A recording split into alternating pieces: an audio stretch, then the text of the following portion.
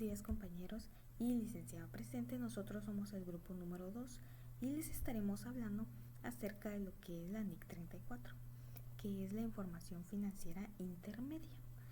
Como puntos claves que estaremos tomando a cabo en este video son los objetivos y hablaremos también acerca del alcance y algunas definiciones claves que están dentro de la norma. Asimismo también del contenido de lo que es la información financiera intermedia y el reconocimiento y medición de esta, y algunos aspectos claves de información a revelar.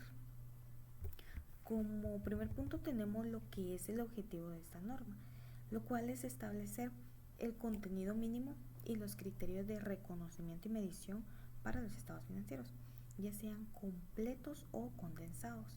Esto quiere decir que cuando los estados financieros son completos, son los informes financieros más detallados, y cuando los estados financieros son condensados, nos indica la norma que son las versiones resumidas de los estados financieros completos, utilizados principalmente en lo que son los informes financieros intermedios, como por ejemplo pueden ser usados trimestralmente o semestralmente.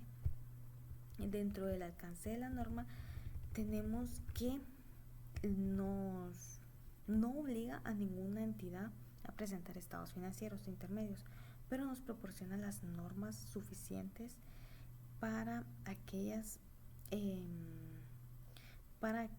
empresas que lo hagan voluntariamente o por regulación.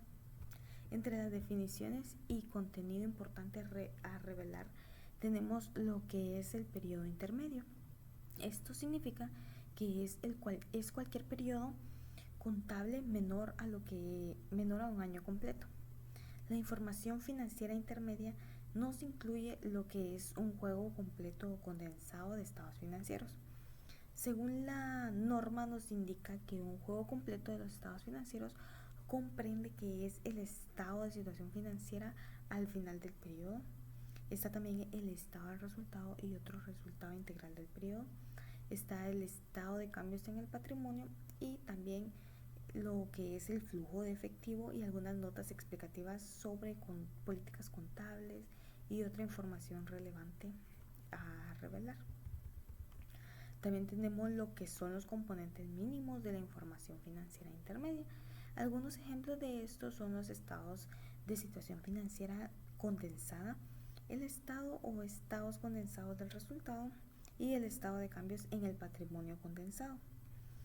También tenemos en la norma, nos explica acerca de lo que son los estados de flujo de efectivo condensado y las notas explicativas. Lo que es un estado de flujo de efectivo condensado es cuando se presenta de una manera resumida. Estos incluyen los principales grupos de partidas y subtotales que se mostraron en los estados financieros. También tenemos las notas explicativas, que estas deben incluirse como parte de complemento de la información financiera intermedia. Aquí se resaltan lo que son los eventos, transacciones o cambios en algunas políticas contables. La norma también nos explica acerca de lo que es la información intermedia según el Comité de Interpretaciones. La norma nos indica que la información financiera intermedia debe incluir detalles sobre eventos y transacciones significativas ocurridas dentro del último periodo anual. Continuando con la NIC 34, la información a revelar en los estados financieros intermedios, además de los sucesos y transacciones significativas, la entidad debe incluir información detallada si no ha sido revelada en otra parte del informe.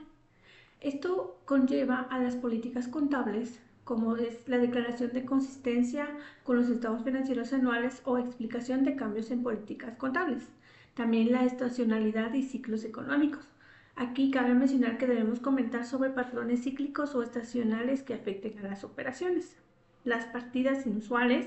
Esta es una explicación sobre ingresos, gastos activos o pasivos que sean atípicos en su naturaleza, monto o incidencia.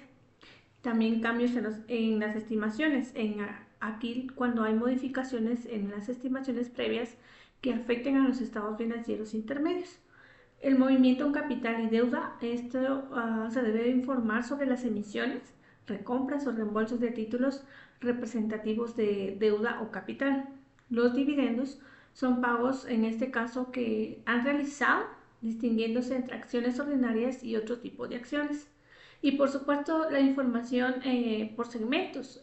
Aquí los ingresos de los clientes externos o ingresos intersegmento, medición de pérdida o ganancia de los segmentos, cambio de segmentación o medición de resultados respecto a periodos anteriores y una conciliación de pérdidas o ganancias de segmentos con el resultado total de la entidad. También los hechos posteriores y cambios en la estructura de la entidad se deben divulgar estos eventos significativos ocurridos después del periodo intermedio. Aquí podemos mencionar las combinaciones de negocios y cambios de control de subsidiarias, también las reestructuraciones y operaciones discontinuadas y el impacto de cambios en composición de la entidad. Otra información muy importante es cuando aquí la empresa cumple con normas específicas.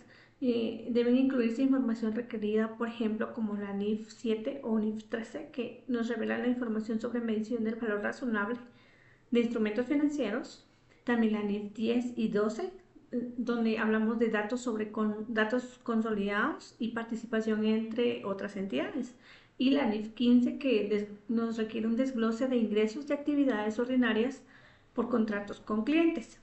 Y algo muy importante es que si el informe de la empresa cumple con todas las NIF, se debe declarar explícitamente, de lo contrario, no puede confirmarse que cumple con la NIF. Y por supuesto los periodos requeridos para la presentación de estados financieros intermedios deben de presentarse información comparativa con periodos previos.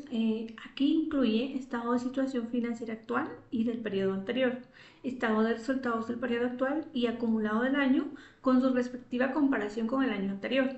Y por supuesto el estado de cambio en el patrimonio y estado de flujo de efectivo, ambos acumulados y comparativos. Aquí pues entonces vemos la importancia de proporcionar información detallada y comparable de los estados financieros intermedios, pues para mejorar la toma de decisiones de los usuarios. Muchas gracias. Continuando con nuestra presentación. Al momento que una empresa quiere presentar estados financieros intermedios y dentro de sus actividades tiene actividades que son estacionales, se recomienda realizar los estados financieros intermedios de acorde a los últimos 12 meses para considerar todo el giro de la empresa. Esto debido a que si lo consideramos únicamente en 2 o 3 meses, puede ser que la actividad económica de una empresa pueda variar demasiado en relación a la información del año anterior. Por eso es recomendable presentar la información intermedia considerando un periodo de 12 meses. Al tomar la decisión de cómo medir, reconocer o plasmar en los estados financieros intermedios una partida, es necesario evaluar la información que es material o que tiene importancia relativa para la toma de decisiones. ¿Qué quiere decir esto? Nosotros venimos y tomamos juicios en base a las estimaciones contables. De tal manera, es conveniente evaluar la importancia relativa de cada una de las partidas están presentando en los estados financieros para dar a conocer la mayor información a los usuarios de los estados financieros intermedios. También es conveniente considerar todas aquellas partidas que consideremos un impacto importante en el análisis de los estados financieros para que los usuarios puedan interpretarlos de la mejor manera posible y que tengan la información adecuada para tomar una buena decisión.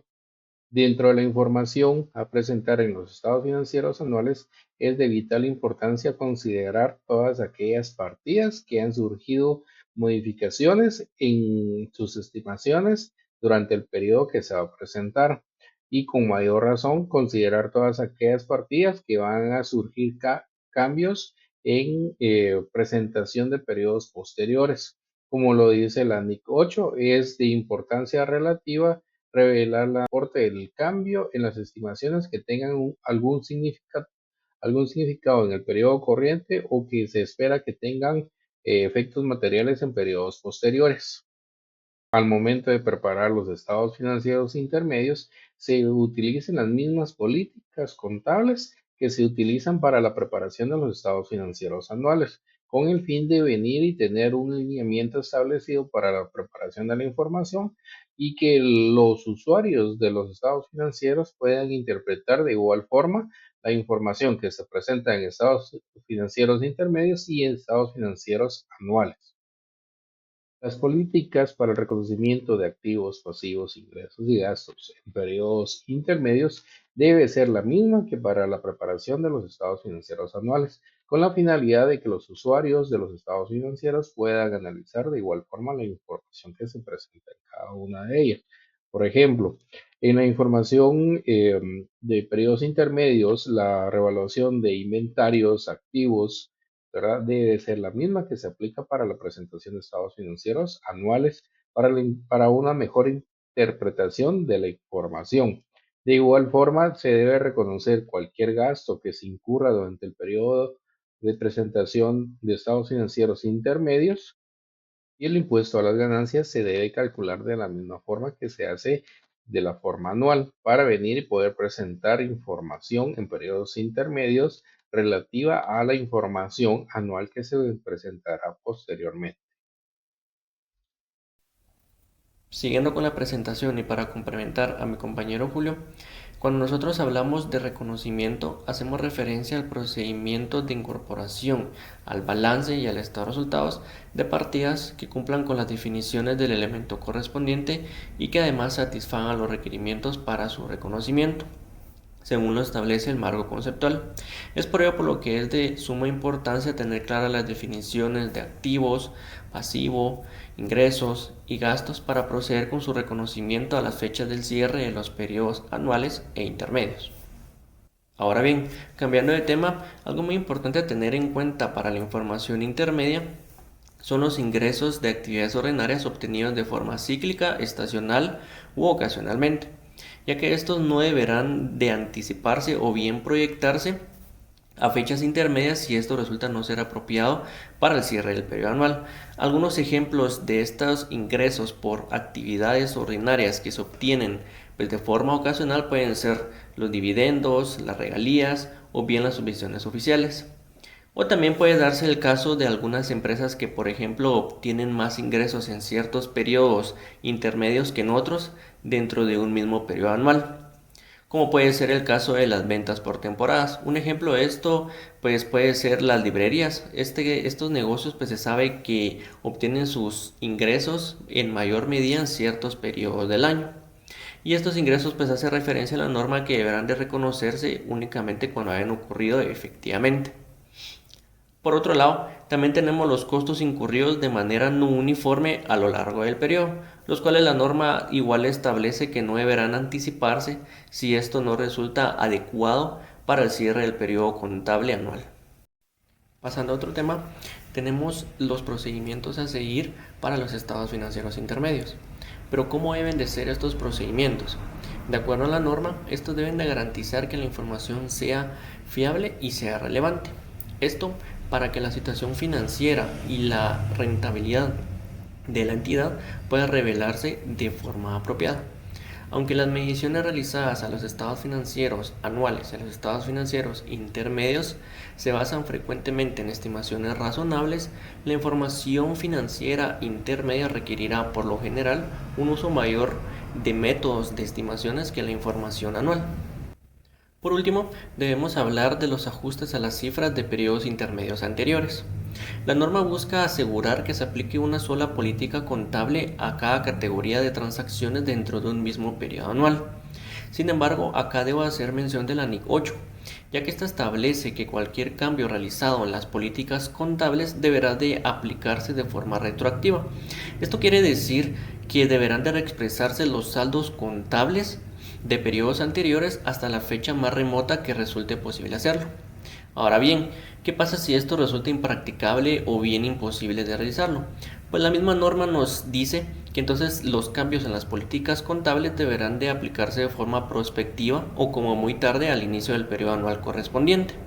ya que de aceptar que se apliquen dos políticas contables diferentes dentro de un mismo periodo contable resultaría en dificultades, ya que no solo distorsionaría los resultados, sino que también haría más difícil el análisis y la comprensión de la información intermedia.